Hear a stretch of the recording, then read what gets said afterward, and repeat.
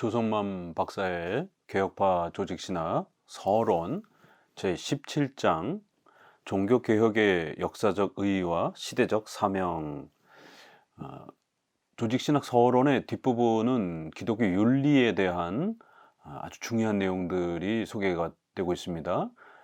기독교 핵심 교리를 기반으로 해서 이제 그 교리의 열매로 다양한 기독교 윤리의 이러한 구조와 성격들을 우리가 어떻게 이해해야 되는지, 그래서 교리와 윤리의 이러한 구조와 관계를 우리 개혁주의 안에 있어서는 특별히 아주 불가분리의 관계로 이렇게 각각 구별은 되지만 분리되지 않는, 반드시 교리로부터 열매가 나온다라고 하는, 윤리가 나온다라고 하는 이러한 신학 체계를 소개하고 있습니다. 이제 그 마지막 윤리에 대한 이제 그러한 내용으로서 개혁파 신학을 우리가 잘 체계화하게 되면 반드시 기독교인들은 올바른 기독교인으로서의 소명, 하나님 앞에서 우리가 받은 신앙적 소명, 또 그 다음에 생활적 소명, 국가 사회를 또 어떻게 우리가 하나님 앞에서 바르게 또 사용해야 하고, 또 그러한 생활 속에서 신자들의 윤리적 책임과 의무를 다하면서 또 어떻게 살아가야 되는 것인가, 이러한 신앙적 사명과 또 사회 윤리적 이러한 그 사명이 아주 중요한 마지막 이제 권면으로서 소개가 되고 있습니다. 반드시 우리 크리스찬들은 올바른 신앙과 올바른 이러한 신학의 체계를 잘 확립하게 되면 반드시 하나님 앞에서 받은 거룩한 신자로서의 이러한 신앙과 생활의 윤리에 대한 올바른 목표의식을 갖게 되고, 또 그러한 사명감을 가지고 부단히 하나님 앞에서 책임을 다하면서 살아가는 그러한 올바른 건강한 신앙의 실천의 또 이러한 자세들을 우리는 배우게 되고, 또 그렇게 또 실천하면서 살아가야 할 또 책임과 의무를 짊어지게 된다는 것을 조직신학의 서론에서 이제 마지막 내용으로 소개하고 있습니다.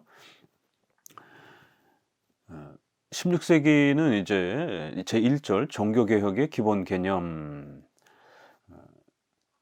종교개혁의 이러한 후손으로서 오늘 우리 개혁파 신자들과 교회들은 반드시 종교개혁의 그 의의와 또 그러한 가치, 또 중요성, 이런 부분들을 먼저 잘 이해할 필요가 있습니다.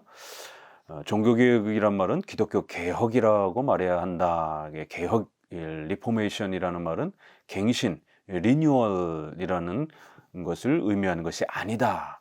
개혁과 갱신은 전혀 다른 의미입니다. 갱신이라는 말은 주로 자유주의 현대신학자들이 주로 즐겼습니다. 갱신이라는 말은 본래의 것과는 상관없이 어떤 모양으로든지 새롭게 되는 것을 의미하며, 이렇게 본래의 그 형태와 형식은 관심이 없는 거예요. 계속해서 새로운 것들을 만들어내는 그러한, 이걸 진보라고 생각하고 더 계속적으로 발전시켜서 새로운 뭔가를 만들어내야 된다. 이거를 리뉴얼, 갱신이라고 말을 하는 겁니다. 새로운 것들을 끊임없이 교회가 만들어내서 그거를 교회 앞에 내놓고 또 그걸 사회에 내놓으면 그것이 진정한 올바른 개혁의 이러한 그 의미 아니겠느냐 이러면서 갱신을 많이 부르짖습니다. 그러나 개혁이라는 말은 본래의 모습을 회복하는 것을 의미합니다. 바로 종교 개혁의 그러한 그 모습을 오늘 우리 종교개혁 후손들이 그거를 계승, 보존, 발전하는 것이지, 종교개혁의 이러한 중요한 신학적 체계는 무시하고 오늘 우리에게 필요한 그러한 예배적, 교회적 이러한 형태로 실용주의적 목적 속에서 이렇게 마구잡이로 만들어내는 게 아닙니다. 또 종교개혁은 바로 예수님과 사도들이 가르쳤던 그 사도적 신학, 바로 성경이 소개하고 있는 그 성경의 핵심적 원래의 폼, 성경의 핵심적 그러한 기독교의 내용들을 그거를 회복하려고 하는, 그래서 우리가 리폼드라고 말하는 겁니다. 다시 되돌아간다라는 것이죠. 뭘로요? 폼, 원래의 그 성경의 기독교적 본질의 그 가치로 계속해서 이렇게 회복해 가려고 하는, 그래서 우리가 리폼드 처치를 개혁파 교회라 이렇게 표현을 하기도 하는 겁니다. 자, 이런 면에서 이제 우리는 종교 개혁이라고 말을 하는 거고 또 개혁파 교회라고 하는 겁니다. 하나님의 말씀으로 채우고 성경을 해석하는 일과 신조를 작성하는 일로서 성경적 믿음의 일치를 도모하며 경건한 삶을 훈련하는 모습을 갖추는 일이다. 이것이 바로 종교 개혁의 근본 정신이요 토대가 되는 겁니다. 루터의 기본적 개혁 기본 이념의 요지는 첫째, 성경만이 절대 권위를 가지며, 둘째로 믿음으로 말미암아 구원을 얻으며, 셋째로 만인이 제사장 권위로 하나님과 직접적으로 교통할 수 있다는 것이다. 그리고 기독 개혁자들의 공통한 이념은 첫째로 성경으로 돌아가자, 둘째로 신앙으로 돌아가자, 셋째로 초대교회 모습으로 돌아가자라는 것이다. 이렇게 루터 그리고 또 그 이후에 루터의 이러한 내용을 바르게 더 계승하면서 발전시킨 칼빈의 이러한 또 종교개혁의 이런 모든 원리가 바로 이러한 내용으로 핵심적으로 모아질 수 있다는 것입니다. 이건 바로 중세 시대의 로마 가톨릭의 그러한 잘못된 신앙의 예배의 이러한 부패들, 또 생활의 윤리의 국가사회의 이러한 또 부패들, 이런 것을 바르게 개혁하고자 했던 것입니다. 16세기의 기독교 개혁 운동의 강력한 자극제가 된 것은 이제 문예부흥 운동이었다. 그래서 이제 16세기로 들어오게 되면 이제 문예부흥 운동이 일어나면서 이러한 철학이라든가 또 이러한 학문을 소중하게 여기는 이제 그러한 운동들이 일어납니다. 과거에는 미신적인 로마 가톨릭의 그러한 미신적이고 샤머니즘적인 막 성수 뿌리고 귀신 내쫓고 뭐 이런 온갖 미신들이 팽배한 이러한 시대였던 것입니다. 그런데 사회적으로도 학문을 사랑하고 공부하고 이성적 판단을 중요하게 여기는 이제 이러한 그 문예부흥 운동이 일어나면서 일정 부분 또 종교 개혁에 또 이렇게 영향을 또 주기도 했습니다. 그래서 성경을 읽고 또 성경을 또 이렇게 잘 공부하려고 애를 쓰는 이제 이런 분위기가 형성이 된 거죠. 그렇지만 일부분의 영향이지 우리 종교 개혁은 종교 개혁만의 또 독특한 그러한 가치가 있습니다. 기독교 개혁운동은 인문주의 문예부흥운동과는 그 성격이 근본적으로 다른 것이다. 그들의 개혁 정신은 성경을 전적으로 믿는 성경신앙에 입각하여 참된 기독교의 본래의 모습을 회복하려는 것이었다. 즉 하나님 중심의 신앙의 기독교회의 본래의 모습을 회복하자는 것이었다. 그것은 또한 오늘날 인본주의적 차원의 급진주의적 기독교 갱신운동과도 본질적으로 다른 것이다. 그래서 학문을 이렇게 사랑하는 이제 이런 문예부 운동의 일부분은 이제 이렇게 또 영향을 받지만 우리 종교개혁 운동은 성경을 사랑하고 성경에 집중하면서 성경대로 신앙을 회복하고 성경대로 살아가려고 하는 윤리의 이러한 회복운동에 초점이 맞춰져 있는 것입니다. 그렇기 때문에 이런 모습은 오늘 우리 현대에 와서도 이 급진주의자들, 소위 자유주의자들, 현대신학자들이 갱신을 이렇게 가르치고 부르짖으면서 사회정의, 인권, 경제평등 이런 것들을 부르짖는 또 이러한 사회개혁의 개념하고 또 전혀 다른 것입니다. 우리는 종교개혁, 교회의 예배와 신앙, 그리고 그 교리의 토대로부터 십계명을 중심으로 해서 국가 사회를 이렇게 또 개혁하는 이런 독특한 원리를 갖고 있는 겁니다. 제2절 칼빈주의적 종교개혁의 역사적 이 세계사를 살펴보면 근대 세계를 변화시킨 두 개의 큰 사조는 문예부흥 운동과 종교개혁 운동이었다. 그런데 칼빈주의적 개혁운동은 기독교회라고 하는 종교 세계뿐만 아니라 인류 문화 전반에 걸쳐서 인류가 살아나가야 할 방향과 그 방법을 깨우쳐 주었다. 문예부흥 운동은 이렇게 조금만 이렇게 어떤 그 신선함을 주었지 전반적으로 유럽 사회 전체를 영향을 끼치지 못했습니다. 그렇지만 이 종교개혁운동 루터로부터 시작이 됐고 또 츠빙글리와 칼빈으로 이어지면서 이렇게 칼빈주의적인 또 개혁파적인 이러한 개혁운동은 교회의 개혁뿐만 아니라 로마 가톨릭의 미신을 타파하면서 올바른 예배와 성경을 사랑하는 그러한 교회 개혁도 일어났고 그러한 교회 개혁을 통해서 성도들의 신앙이 건강해지니까 올바르게 하나님 앞에서 하나님의 영광을 위해서 살아가려고 하는 윤리 실천 운동이 사회개혁에 대한 부분까지 또 십계명을 중심으로 해서 또 펼쳐져 가면서 성도들의 가정, 국가, 사회 전반적으로 도덕적 이러한 또 윤리 운동이 또 전 인격적 또 그러한 개선 운동이 또 사회 제도적인 또 이런 모든 부분에 있어서 덕스럽고 또 보편적인 또 이러한 인간의 상식의 이러한 부분으로서 또 개선되어질 수 있는 이러한 많은 부분들이 모습을 갖춰간 것입니다. 그래서 인류 사회 아주 전반적인 부분에 엄청난 또 윤리적인 또 사회의 또 이러한 건강한 개선에 이러한 또 영향을 끼쳤던 것입니다. 이 우주 세계, 우주와 역사, 인생에 관한 올바른 세계관과 인생관을 확립해 줬기 때문에 그렇습니다. 이런 관점은 성경의 권위와 하나님의 절대주권 교리 또는 신적 작정 교리에 초점을 맞추고 있는 것이다. 왜 특별히 칼빈주의, 개혁주의가 이런 엄청난 신앙과 사회 전반에 이러한 그 윤리 도덕에 대한 부분을 바르게 개선해 주는 엄청난 영향을 끼쳤는가? 그건 바로 칼빈주의와 개혁주의의 독특한 그 교리에 대한 이해와 또 그 교리의 독특성 때문입니다. 그러니까 루터는 이제 일부분 영향을 또 끼치긴 했지만 루터는 기독론 중심으로 인간의 구원에만 초점을 맞춰 있다 보니까 사회의 또 이러한 또 개선과 이런 거에는 관심이 없었던 것이에요. 그렇지만 칼빈주의, 개혁주의는 이렇게 오직 성경, 그다음에 하나님의 절대주권, 그다음에 하나님의 신적 작정과 섭리로 교회뿐만 아니라 국가 사회 전체를 하나님이 통치하시고 지배하신다라는 이런 강력한 섭리적인 또 교리, 이러한 부분들의 교리적 토대를 통해서 교회 개혁과 우리 사회 전반에 대한 개혁을 통하여 하나님께 영광을 돌리고자 하는 이러한 더 폭넓은 그러한 신앙적 세계관을 칼빈주의는 갖추고 있었던 것입니다. 칼빈주의자들은 역사적 기독교회의 신앙의 일치를 위해 하나님 절대주권의 신앙, 즉 성경신앙에 입각하여 성경의 가르침에 따라 신앙고백서를 작성하고 신앙과 생활의 제2기준으로 삼았다.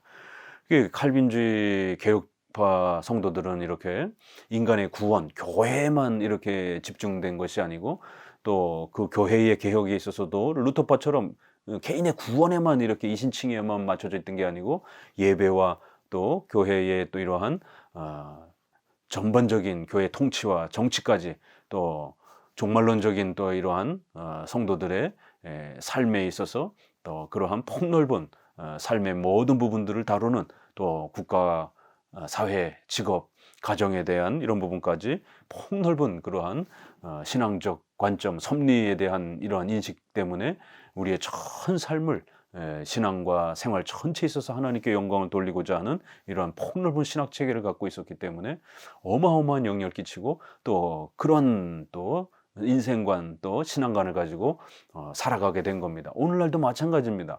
오늘날도 경건주의라든가 신비주의, 은사주의는 루터파처럼 오직 신앙의 변화에만 이렇게 초점을 맞추지만 또 자유주의는 이 사회정의나 이러한 사회 개선에만 초점을 맞추지만 우리 칼빈주의는 교회와 신앙, 그다음에 국가 사회의 우리의 윤리에 대한 문제, 이 모든 부분들을 하나님께 영광을 돌리기 위해서 전 포괄적으로 그렇게 또 소명을 갖고 이렇게 살아가고자 하는 그러한 신앙관과 세계관을 갖습니다.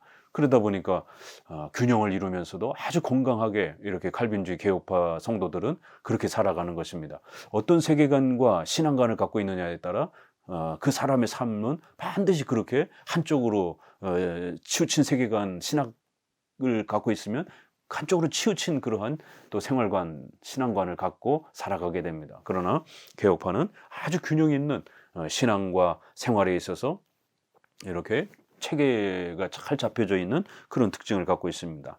바로 칼빈주의자들은 이러한 핵심 교리들을 또 지속적으로 훈련시키기 위해서 신앙 고백서라고 하는 이러한 신앙과 생활의 제2 기준으로서 신조와 교리문답을 작성하고 그 신조와 교리문답 안에는 신앙에 대한 부분이 한 부분, 또 윤리와 또 생활에 대한 부분이 한 부분, 십계명을 중심으로 해서 그래서 이 두 체계를 칭의와 성화, 또 신앙과 윤리, 이렇게 해서 아주 강력하게 성도들에게 성경을 바르게 공부할 수 있도록 훈련시켰고, 그러한 이해가 성경을 통해서 잘 자리 잡으니까 실제 생활과 삶의 실천에 있어서도 그렇게 신앙과 교회의 이러한 또 모습, 그 다음에 국가 사회 속에서 살아가야 될 윤리에 대한 올바른 자세가 아주 탄탄하게 이렇게 구축이 되게 된 것입니다. 칼빈의 기독교 강의 설명해 보게 되면, 나는 칼빈주의가 역사적 기독교회의 정통을 계승하여 나아갈 수 있는 가장 큰 역사적 의의를 무엇보다도 먼저 우수한 신앙 고백서의 작성에서 찾고 싶다. 칼빈주의 신학 체계는 공동적 신앙 고백서에 입각하여 있고, 그 신앙 고백서는 성경의 가르침을 체계화하였다. 공적이며 정당한 신앙 고백서가 명문화된 것이 없다면 신앙과 생활의 규준이 분명치 못하게 되는 동시에 기독교 신앙의 일치를 보존할 수 없게 된다. 그렇게 해서 이렇게 성경을 우리가 바르게 이해해야 되는데, 성경은 워낙 방대하기 때문에 그 성경의 핵심 요약을, 핵심 교리를 이렇게 신조와 교리문답으로 정확하게 요약해서 그거를 부지런히 성도들에게 훈련시키고 가르치는 겁니다. 그렇게 되면 성경을 이해할 수 있는 아주 놀라운 힘을 갖게 되고, 성경을 정확하게 이해하게 되면 신앙행 교회에 있어서나 또 윤리와 사회의 또 이러한 생활에 있어서나 아주 균형을 이루면서 하나님의 올바른 뜻을 실천하기 위하여 강력한 이러한 또 힘을 내게 된다라는 것입니다. 그렇기 때문에 신앙 고백서를 잘 체계적으로 작성한다라는 것은 성경을 정확하게 배울 수 있는 이러한 보조 수단으로서의 제2 기준의 역할을 신조가 하기 때문에, 제1 기준인 성경을 그 어떤 교파보다도 더 잘 이해하고 정확하게 이해할 수 있는 힘을 길러준다라는 것입니다. 그렇기 때문에 오늘날 신조를 등한시하고 무시하는 이러한 경건주의 계열의 이런 많은 교파들은 바로 신앙에 힘이 없는 겁니다.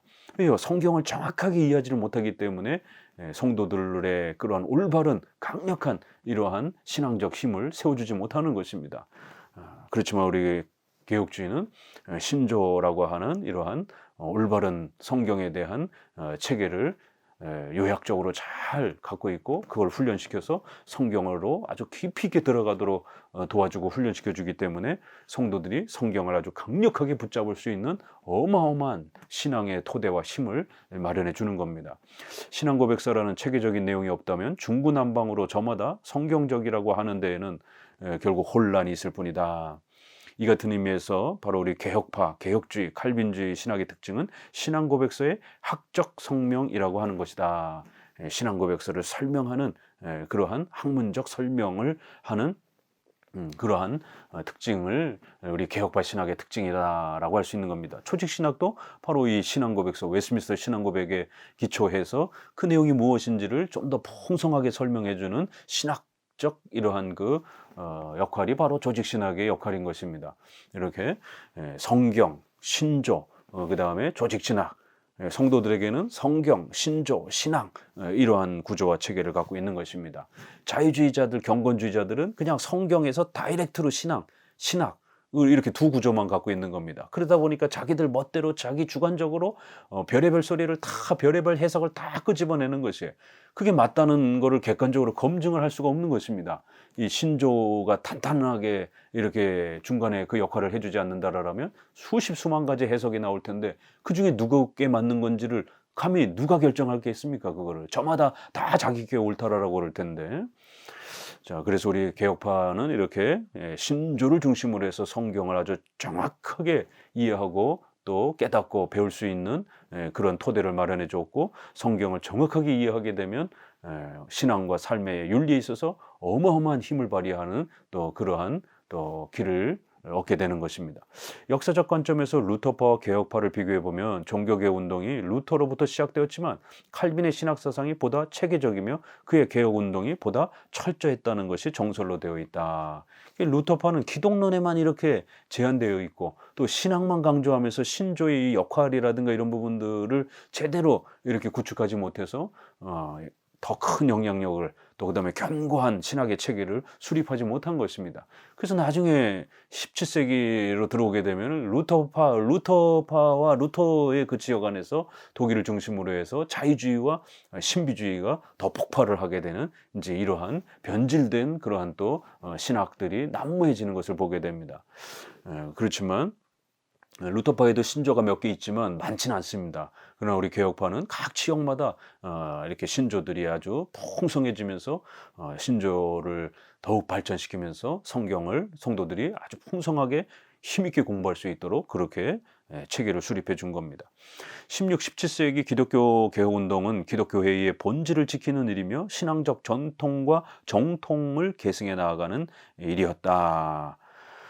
결국 이렇게 종교개혁의 시작은 성경을 정확하게 배우고 깨달을 수 있도록 도와주는 그런 엄청난 바로 신앙의 개혁의 시대였다라는 겁니다.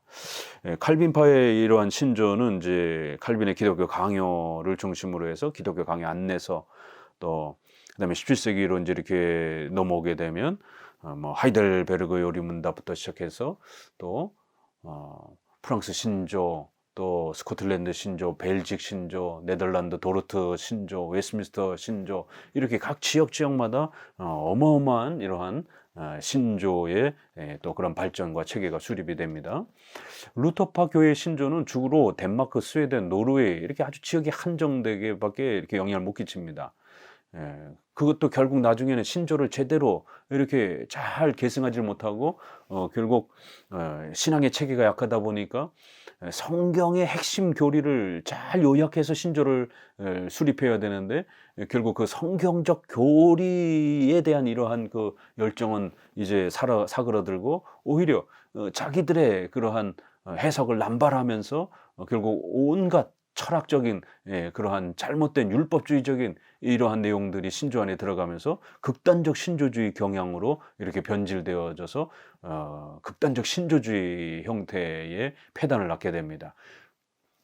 올바른 성경적 교리를 신조로 잘 정립해 두게 되면 그 신조는 성경을 배우는데 어마어마한 도움이 됩니다. 그런데 이런 성경적 교리가 빠지고 정작 자기들의 그러한 주관적인 그러한 해석을 주장하면서 그거를 신조로 만들어 놓고 그거를 지키도록 강요하고 이렇게 되면 결국 로마 카톨릭과 똑같은 성경의 내용이 아니라 자기들의 그런 이득과 교파의 욕심을 담아내는 그런 법령을 만들어 놓고 그거를 율법적으로 요구하는 이제 이러한 극단적 그 스콜라주의 형태가 발생이 되는 거죠. 여기에 대한 반발로 결국 신조를 거부하고 신조에 대한 아주 반발이 심해지면서 기독교는 체험이다, 뜨거움이다, 경험하는 거다 이러면서 결국 이제 스페너, 프랑케, 진젠돌프 이런 사람들이 17세기에 소위 경건주의, 신비주의 운동이 독일에서 폭발을 한 겁니다. 이에 루터파 교회의 죽은 정통에 반항하여 독일 경건주의 운동이 생겨나기도 했다. 독일 경건주의 운동은 사실 영국의 청교도 운동의 영향에 의하여 생긴 것이었으나 그것은 생활 위주의 기독교 현실주의에 기울어진 독일적 경건주의에 머무르고 말았다. 근대 자유주의 기독교 신학을 생산해내는데 한몫을 했다.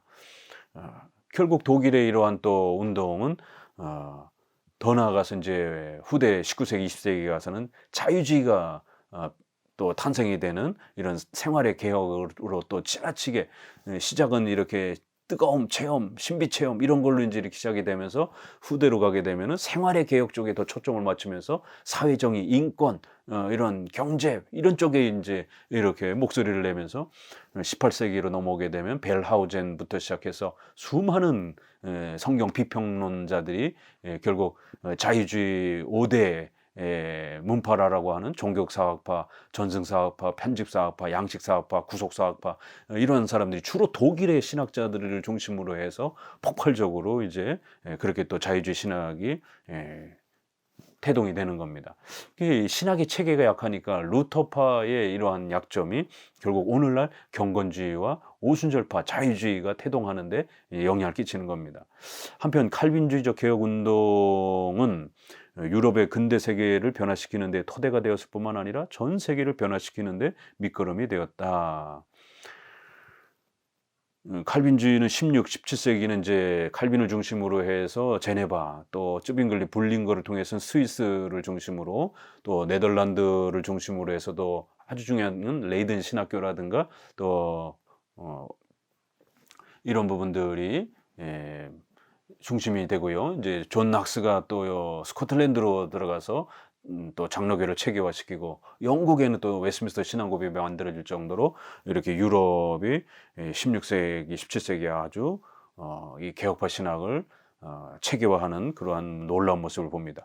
그리고 이제 19세기부터 20세기로 넘어가서는 이제 카이퍼, 바빙크, 3대 칼빈주의자라고 하는 워필드, 이제 이런 분들이 중심이 되면서 또 칼빈주의 신학의 체계가 더 견고하게 또 이렇게 발전을 하고요.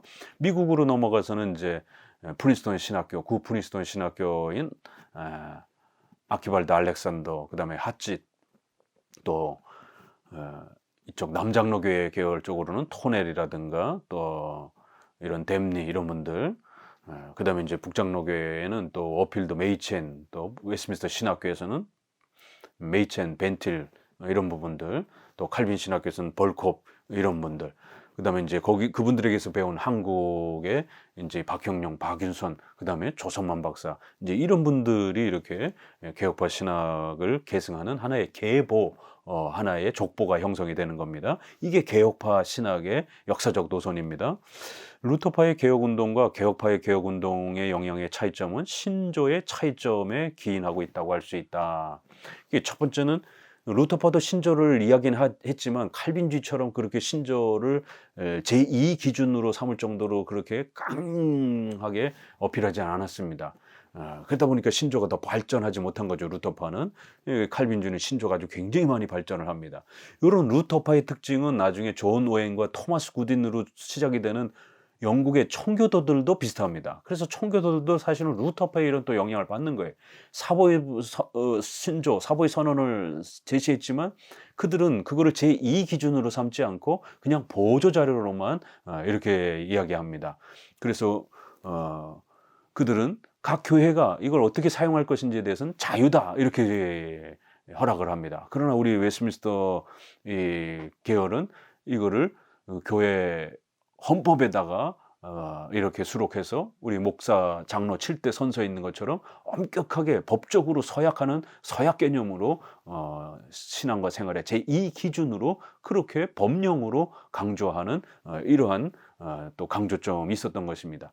그렇기 때문에 루터파, 회중파는 신조를 언급하긴 하지만 우리처럼 법령, 기준으로 삼지는 않는다라는 것. 개혁파, 웨스트민스터 장로교 개혁주의는 그걸 법령으로 삼는다라는 거예요. 그 다음에 그 신조의 내용에 있어서도 루터파는 기독론, 구원론 중심이에요. 이것도 회중파도 마찬가지예요. 그런 쪽에 더 강조를 하고 회심 이런 쪽에 또 많이 강조를 합니다. 그러나 장로교의 7대 교리는 신조의 이러한 그 구성을 보게 되면 7대 교리 전체가 골고루 그 다음에 신앙과 윤리 부분 전체를 포괄하는 이런 형태로 내용면에 있어서도 훨씬 더 체계적이고 포괄적입니다. 결국 루터파는 인간의 구원, 즉 이신칭의의 강조점을 둔 체계이며 칼빈파는 철저하게 하나님의 주권성에 기초를 둔 신앙 고백서의 체계다. 칼빈의 신학 체계는 성경 전체의 요지를 정확하게 파악하였다는 것을 단적으로 보여주고 있는데 그것은 바로 성경의 계시성과 하나님의 주권성에 그 기초를 두고 있는 점이다. 이렇게 칼빈의 신학 체계는 하나님의 절대 주권을 강조하는 특징, 그 다음에 성경의 계시성, 철저하게 성경을 사랑하고 성경을 구원에 있어서뿐만 아니라 또 우리 생활에 있어서 전반에까지 하나님의 계시에 또 이러한 토대로 그렇게 성경에 집중하는 이런 자세.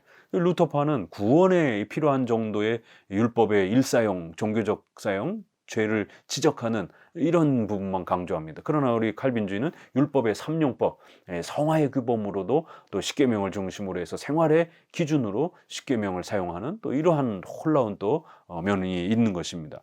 성경은 기독교 신자에게 정확한 신관, 우주관, 역사관, 인생관이라고 하는 계시의 안경을 제공하고 있다. 성경은 신학만 가르치고 있는 게 아니라 7대 교리, 또 그다음에 신앙과 윤리 이런 전포괄적인 그러한 신앙관과 세계관을 우리에게 가르치고 있다라는 겁니다. 그걸 가장 잘 담아낸 게 바로 개혁파 신학인 것입니다. 신적 작정의 교리야말로 하나님의 절대 주권 교리이며 하나님과 우주와 역사와 인생의 관계를 명확하게 가르쳐주고 있는 교리이며 모든 사고와 논리의 출발점이며 신앙의 기초가 되는 것이다. 신적 작정 교리야말로 하나님 중심주의 칼빈주의 신학 체계의 토대인 것이다. 이렇게 루터파는 인간의 구원, 이 신칭이 여기에 신학의 출발을 두지만 우리 장로교 개혁주의는 신적 작정, 삼일체 하나님의 절대 주권적인 뜻, 여기에 토대를 두면서 출발하는 차이점이 있습니다.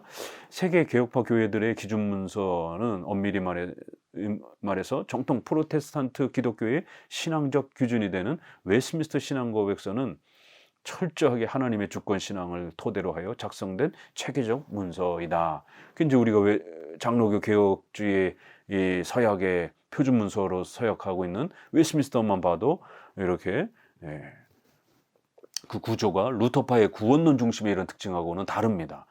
1장의 성경, 그 다음에 그리고는 신속기 2장에서부터 5장까지는 신론을 앞에다가 배치시켜서 하나님의 절대주권, 신적 작정, 3장의 신적 작정, 5장은 하나님의 섭리, 이런 신론을 중심으로 해서 하나님의 주권성이 아주 강력하게 신학의 기본과 뼈대를 형성해 주는 것입니다. 처음부터 끝까지 하나님의 주권적 신앙을 고백하고 있다. 또 소유리 문답, 대유리 문답 1문에서도 인생의 제일 된 목적은 무엇이냐라고 했을 때 루터는 구원과 행복 이쪽에 초점을 맞추지만 우리는 구원도 중요하지만 그보다 더 하나님의 영광이 우리의 모든 신학의 근본과 뿌리가 되어야 된다라고 1문에 이렇게 신론적 대답을 하고 있는 겁니다. 이런 것이 바로 하나님 중심의 칼빈주의 인생관이며 또 신앙관으로 이렇게 뼈대가 갖춰져 있는 것입니다. 또 웨스트민스터 신앙고백 32장, 33장도 보면 종말론인데 하나님의 주권적 식적 작정에 의한 종말에 관하여 설명합니다. 여기서 우리는 웨스트민스터 신앙고백서의 구조가 성경의 우주관, 역사관, 인생관은 시원적이며 시작이 있다라는 거예요. 섭리적이며 종말적임을 믿는 성경 신앙의 기초가 있음을 알 수 있다. 그래서 종말을 설명할 때도 그저 역사적으로 자연적으로 종말하는 게 아니라 바로 하나님이 창조하신 그 거대한 시작이 이제 하나님의 계획에 따라 맞춰지는 시작과 종말 전체가 하나님의 주권과 섭리의 계획 속에서 마무리된다라고 하는 그러한 시원적 종말론, 시작과 종말 전체를 하나님의 주권 안에서 설명하는 그런 방식으로 종말론 2장을 설명을 합니다. 이런 게 이제 차이가 있는 겁니다. 신중심적 칼빈주의의 장로 정치 제도는 근대 세계의 민주주의 대의 정치를 탄생시킨 모태가 될 사실과 칼빈주의 하나님의 주권적 예정 교리가 근대 자본주의 발생과 정치, 사회, 문화의 발전 과정에서 크게 공헌한 사실을 부인할 수 없는 것이다. 그러니까 우리는 수천 년 전에 또 종교개혁 시대 500년 전 종교개혁 시대 때도 장로교 제도를 펼친 겁니다. 장로교 제도란 모든 성도들이 다 같이 정치 참여하는 회중주의하고 다른 겁니다. 또 1인이 지배하는 로마 카톨릭과 감독 중심으로의 감리교하고 다른 겁니다. 그럴 때 장로교는 목사와 장로, 그 성도들의 회중의 대표가 권위를 가지고 교회를 통치하고 다스리는, 그리고 또 그들 대표들이 또 여럿이 모여서 지역의 대표들이 모인 노회, 또 그리고 그 전국적 대표들이 모이는 총회, 이러한 교회의 대표자들이 결국 통치하고 그들은 반드시 교회법이라고 하는 또 성경의 원리를 따라 교회법을 만들고 그 법에 의해서 모든 회와 또 각 교회들이 통치와 다스림을 받는 법치주의라는 개념, 그 다음에 대표가 통치하는 대의 정치, 그리고 장로, 평신도의 대표인 장로가 이러한 권위를 갖고 통치에 참여하는 대의 민주주의 정치, 이런 민주주의의 이러한 또 원리, 이런 것들이 장로 정치 안에 이렇게 펼쳐지고 있었던 것입니다. 이것이 국가사회로 넘어가면서 왕족 제도의 봉건주의 사회에서 결국 이제 종교개혁 시대를 거치면서 민주주의의 이러한 그 형태로 국가가 발전하도록 장로교회가 어마어마한 영향을 끼친 겁니다. 1인 지배 체제는 왕족 정치요 봉건주의 형태의 스타일인 것이죠. 또 회중들이 모두 다 그냥 다수결로 하게 되는 것은 엄청난 무질서를 각오해야 됩니다. 또 그다음에 선동, 선전, 파벌 싸움 이런 걸 각오해야 됩니다. 그래서 그리스에서도 이런 직접 민주주의를 하지 않은 것입니다. 왜냐하면 그 피해가 너무 컸기 때문에. 그래서 로마 시대도 보게 되면 공화 정치, 그다음에 그리스도 보게 되면 간접 민주 정치 형태가 이렇게 대표를 뽑아서 통치하는 간접 민주 정치가 발전하기 시작한 겁니다. 그런데 오늘날 존 오웬과 토마스 굿인, 그다음에 미국으로 넘어온 뉴 잉글랜드의 존 커튼, 토마스 후커 라든가 코튼 매더 이런 사람들이 회중파 청교도들이 회중파 정치를 주장을 하면서 오히려 이러한 대의 정치의 이런 장로교의 총회, 교회법, 법치주의 이런 개념을 다 붕괴시켜 버렸습니다. 그거를 또 가장 좋아하는 이제 후손들이 조나단 에드워드하고 그다음에 로이드 존스 이런 분들인 것입니다. 결국 이러한 로이드 존스를 신학의 롤 모델로 삼고 있는 한국 개혁주의 설교 연구원 서창원 목사님이라든가 또 김남준 목사라든가 부흥과 개혁사의 또 백금산 목사라든가 이러한 대표적인 회중파 계열의 청교도를 추구하고 있는 또 그러한 신학자들이 이상홍 총신대 이상홍 교수라든가 이렇게 에드워드를 전공한 이런 분들이 결국 회중파 청교도의 개혁주의를 가장 건강한 것처럼 지금 이렇게 소개하고 있는, 그게 개혁주의의 정통인 것처럼 이렇게 소개하고 있는 참 안타까움을 보게 됩니다. 그것은 회중파 개혁주의지 정통 개혁주의가 아닙니다. 정통 개혁주의는 어거스틴과 칼빈과 웨스트민스터 계열을 잇는, 그리고 앞서서 족보에 소개되었던 바로 굿프린스턴과 웨스트민스터 계열로 이어지는 겁니다. 여기 어디에 존 오웬이라든가 이렇게 로이드 존스라든가 이렇게 이어지는 내용이 단어가 어디 있습니까? 계보에 족보에 들어오지 않는 것입니다. 서로 역사적 계보가 서로 다릅니다. 그래서 이렇게 장로 정치를 잘 발전시켜서 국가 사회까지 대의 정치, 민주주의, 법치주의, 공화주의, 그다음에 권력이 한쪽으로 치우치게 되면 반드시 타락할 위험이 있기 때문에 삼권 분립을 시켜주는 공화정 제도의 이러한 원리. 벌써 우리 장로 제도에는 단계별로 회의체가 어느 한 회가 그 권위를 독점하지 못하도록 당회, 또 당회를 견제하는 노회, 또 노회를 견제하는 총회, 이렇게 삼심제도 형태로 서로 견제하게 되는 이런 견제 원리, 공화정의 원리가 장로 정치에는 벌써 이렇게 펼쳐지는 겁니다. 또 그 다음에 예정교리와 이런 하나님의 절대 주권, 그 다음에 섭리의 이런 강력한 이러한 그 신관들이 성도들의 정치, 사회, 문화 전반에 영향을 끼치는, 특별히 자본주의의 이러한 아주 중요한 또 발전, 자유시장 경제 원리라고 하는 이러한 아주 중요한 오늘 우리 시대의 또 먹고 사는 문제와 관련해서 2000년 역사에 있어서 왕족제도보다 봉건사회보다 그래도 지금 현대의 자본주의의 자유시장 경제 형태가 많은 사람들에게 훨씬 더 안락한 삶을, 안정된 삶을 보장해주고 발전시켜주고 있는 겁니다. 여기에 대한 반발로 사회주의, 공산주의가 등장을 했지만 오히려 이 이데올로기는 사람들을 더 가난하게 만드는, 봉건주의보다도 시대보다 더 가난하게 만드는 이런 폐단들이 있는 겁니다. 그래서 막스 베버와 같은 이러한 그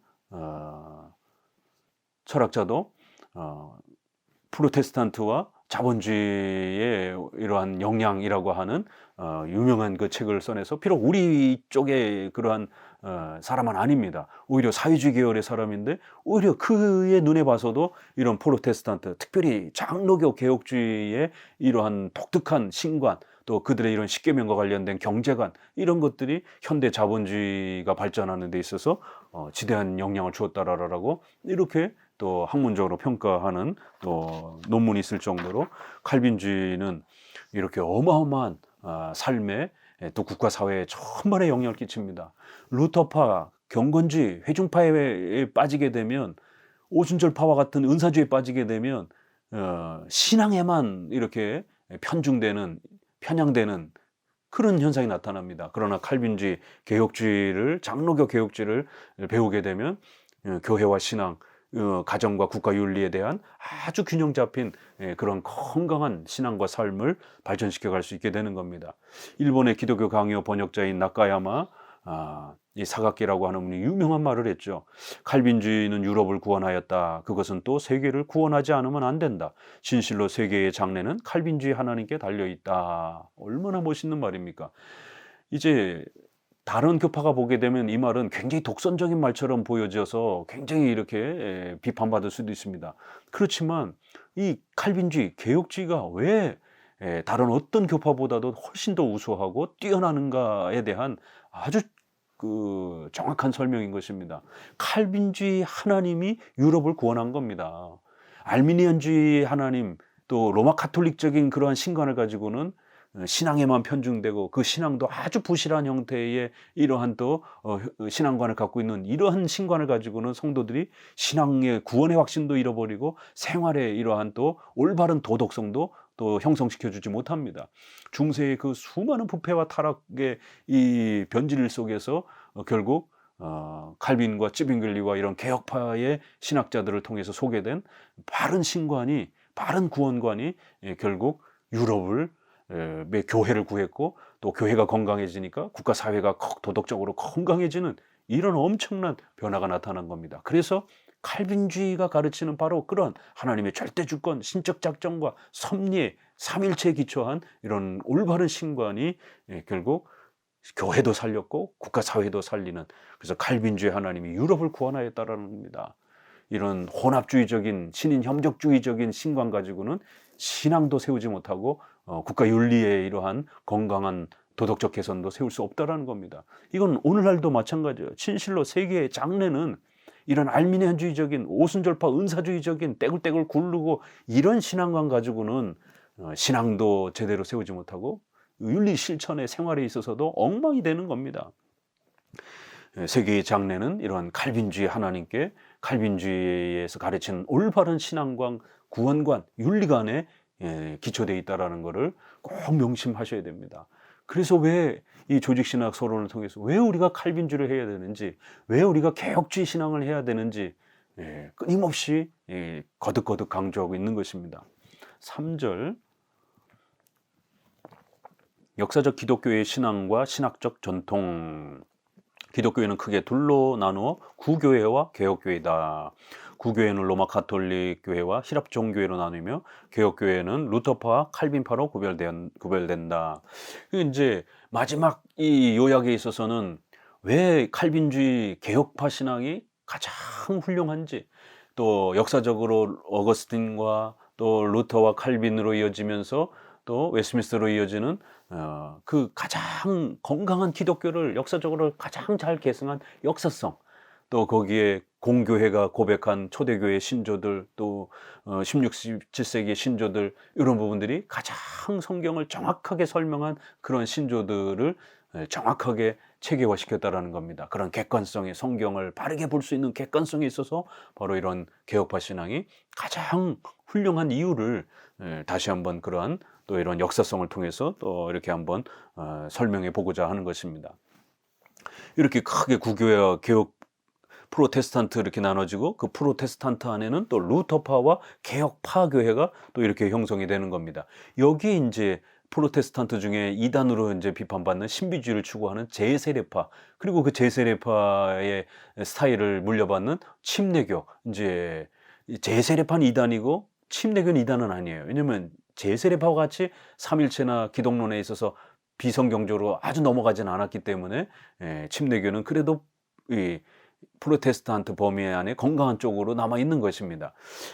그렇지만 개혁파만큼 건강하진 않았던 거예요. 그래서 이 프로테스탄트 안에 루터파와 개혁파가 가장 그래도 초창기에 건강한 모습을 가지고 있었고, 침례교와 제세례파는 이제 비정통 입장으로 이제 이렇게 취급을 합니다. 그래서 정통적 입장에는 루터파 정통과 칼빈파 정통이 있고, 비정통파 입장에는 이렇게 침례교라든가 또 제세례파, 그 다음에 소키누스주의라고 하는 소위 말해서 자유주의를 주장했던, 성경을 믿지 않고 예수님의 신성을 믿지 않았던 이러한 자유주의, 오늘날 자유주의와 같은 그러한 철학에 기초하는 이러한 자유주의 계통의 또 신비 체험을 강조하는 신비주의의 이런 사람들은 비정통 입장으로 이렇게 이제 구별을 하는 겁니다. 자, 그럼 역사적 정통 개혁파 교회가